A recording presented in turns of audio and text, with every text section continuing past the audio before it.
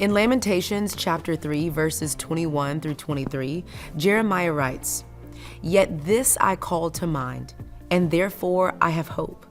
Because of the Lord's great love, we are not consumed, for his compassions never fail. They are new every morning. Great is your faithfulness."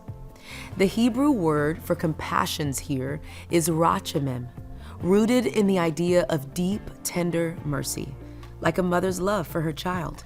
It's not shallow pity, it's fierce, faithful, unrelenting love. And notice this, God's compassions are new every morning, not recycled, not still hanging around from yesterday, brand new mercies every single sunrise. We tend to think we've used up all our chances, messed up one too many times, failed too hard too often, and so we imagine God's love as something that grows thin with use, like a worn-out sweater or a battery that runs down. But that's not who He is.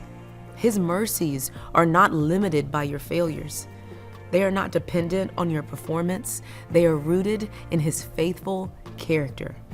Cultivating hope in the middle of despair starts with remembering this truth.